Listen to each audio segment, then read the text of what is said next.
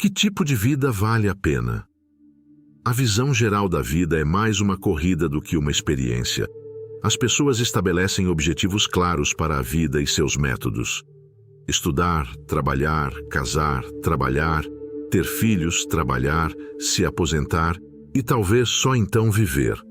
Além disso, isso pode ser uma indicação de que a produtividade e o trabalho são excessivamente valorizados. Mas desde que humanos existem, as pessoas se perguntam o que significa viver. O vídeo de hoje nos transporta para 2300 anos atrás. O nosso destino imediato é Atenas, na Grécia Antiga. Naquela época, a Ágora de Atenas era provavelmente o lugar mais popular da cidade. Era um local público importante e animado, onde comerciantes se reuniam para espetáculos de discussões intensas sobre política, vida e filosofia. As ruínas da Ágora não foram a única coisa que sobrou. Muitas das ideias que foram testadas naquela época continuaram a existir ao longo dos anos. Em uma área específica da Ágora havia a Stoa Poikile, também conhecida como o Pórtico Pintado. Foi lá que Zenão de Cítio começou a difundir suas ideias, que posteriormente levaram ao estoicismo. Uma anedota sobre sua vida diz que antes de fazer uma viagem de barco pelo mar Mediterrâneo, ele era um comerciante bastante rico e próspero. Ao longo da viagem, houve uma tempestade forte que o fez perder tudo o que tinha, deixando apenas a sua própria vida. Zenão encontrou uma solução diferente em uma situação que faria muitos desistirem de tudo e de todos. Para entender como reagir às coisas imprevisíveis da vida, ele buscou abrigo na racionalidade. O estoicismo começou a se desenvolver como uma filosofia que busca o uso da razão para lidar com as emoções, evitar os vícios e cultivar as virtudes. Seria necessário encarar a vida com uma certa indiferença. Isso significa que devemos evitar a paixão excessiva, evitando a exaltação excessiva dos prazeres e a pressão excessiva dos males. Esqueça por um momento o significado comum de paixão e apatia. Para os estoicos, apatia ou apateia vem do grego a, de negação, e patos, de paixão. Logo, apatia seria ausência de paixão, mas paixão em um sentido bem específico, como uma emoção controladora e violenta perturbando o espírito. Para atingir a calma e a apatia, é necessário distinguir o que temos controle do que não temos. Além disso, essa tarefa requer uma combinação única de ideias. Assim, a ética, a lógica e a física compõem a filosofia estoica. Embora não no sentido atual dessas palavras, é importante lembrar que estamos na Grécia Antiga. O estoicismo é uma estrutura de ideias complexa, apesar do fato de que a ética é a faceta mais relevante da disciplina. Para nos ajudar a entender isso, costumamos citar Diógenes Laércio, que foi um biógrafo significativo da filosofia grega, ou melhor, um dos maiores fofoqueiros da história. Em um de seus escritos, ele diz que os estoicos consideravam a filosofia como um ser vivo, em que os ossos representam a lógica, a carne representa a ética e a alma representa a física. Os estoicos tinham a crença de que o universo era harmônico e perfeitamente ordenado, e que tudo tinha uma razão de ser e era predeterminado. Todos nós temos as leis desse universo distribuídas de forma uniforme e duradoura. Como resultado, eles tinham uma perspectiva determinística sobre o mundo, devido ao fato de que o universo é composto por uma extensa rede de causas e efeitos. O estado atual é o resultado de uma série de causas passadas que não podem ser evitadas. O universo não depende de nós para seguir seu curso. Mas, embora isso possa soar assustador, os estoicos viam isso como uma forma de aliviar a angústia por coisas que não podemos controlar. Tanto é verdade que uma famosa frase sobre isso foi atribuída a Sêneca: "Estamos sofrendo mais na imaginação do que no mundo real. A única coisa que você tem a fazer é ser racional o suficiente para lidar com suas reações e emoções em relação ao curso inevitável da vida se os eventos do universo não são seus e nem podem ser controlados. Você não tem controle sobre 90% das coisas que vão acontecer com você, mas você tem controle sobre como você reage a elas. Portanto, como podemos atingir a felicidade? Na ética estoica, a felicidade é o bem último, o objetivo final da realização humana. Como resultado, eles criaram uma ética baseada na virtude com 4 pilares principais: sabedoria, justiça, coragem e moderação.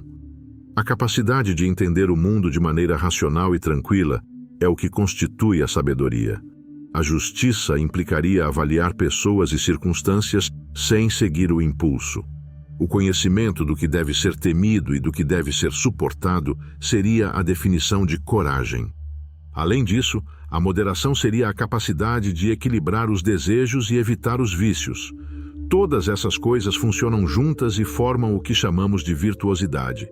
No entanto, conhecer racionalmente a natureza do cosmos nos permite agir virtuosamente. Em particular, devemos entender que a nossa natureza é diferente da natureza de outros seres, pois nossa racionalidade é mais desenvolvida do que a de uma pedra. Assim, agir de acordo com as leis da natureza seria agir de maneira racional. Caso contrário, estaríamos desafiando as leis lógicas e físicas do universo e desrespeitando sua estrutura. O que importa é a vida, a beleza, a força, a reputação e a riqueza, bem como os seus opostos, a feiura, a dor, a fraqueza e a pobreza. Elas não têm nenhum valor positivo ou negativo. Fazemos delas boas ou ruins. Como resultado, devemos ser indiferentes aos eventos que nos são impostos. No entanto, a apatia não é sobre rejeitar as emoções, é sobre ter o controle sobre elas. Isso não significa ser passivo em relação ao mundo. Em vez disso, você deve saber o quão ativo você pode ser. As leis da natureza são invencíveis e o mundo é intransparente. No entanto, isso não nos exime da responsabilidade por nossas escolhas. Não podemos controlar as doenças, mas podemos fazer escolhas saudáveis e evitá-las. Mas mesmo assim, se por um acaso ficarmos doentes, temos que aceitar a situação com coragem e sabedoria. Se os outros nos xingam ou nos amam, não podemos controlar o que eles fazem. No entanto, podemos evitar a ira e cultivar a moderação e a justiça. O universo nos deu a vida e tudo o mais. Reconhecer isso com coragem é ser sábio. É entender que podemos ter glórias sem ser gloriosos, assim como podemos fracassar sem ser fracassados. Com o passar dos anos, o estoicismo se expandiu para além da Grécia Antiga. Ele prosperou principalmente em Roma junto com Sêneca, Epicteto e o imperador. Apenas 2 autores deixaram obras autorais, Sêneca e Marco Aurélio. O livro Meditações de Marco Aurélio foi escrito como um diário sobre como lidar e melhorar suas atitudes, quase como conselhos para ele mesmo seguir em sua vida de imperador romano. Além disso, cada um deles teve uma vida particularmente desafiadora. Sêneca foi condenado a tirar a própria vida, Epicteto passou muito tempo como escravo e Marco Aurélio foi imperador de Roma por quase 2 décadas. É razoável supor que eles tenham pensado sobre a vida e a morte, liberdade e escravidão e controle e exceção. Embora ele fizesse isso de uma maneira muito peculiar, Sêneca escreveu muitas cartas ao longo de sua vida, algumas das quais foram escritas para consolar seus amigos. Não faria sentido para Sêneca, como estoico, dizer aos seus amigos que aguardem dias melhores. Sêneca afirmava exatamente o contrário, dizendo que eles devem estar preparados para o pior. Imagine pedir ajuda e dizerem a você que não adianta lamentar e chorar por coisas que acontecem no universo que você não pode controlar. Ao invés de cultivar vícios e prazeres inconstantes e ser escravizado pelas suas ambições, você deveria ter pensado em situações extremamente desgraçadas e se animado com a escassez. Agora, aconselho que você seja mais racional, aprenda sobre as virtudes e tenha a coragem e a sabedoria de aceitar os eventos inevitáveis da vida com a maior apatia possível.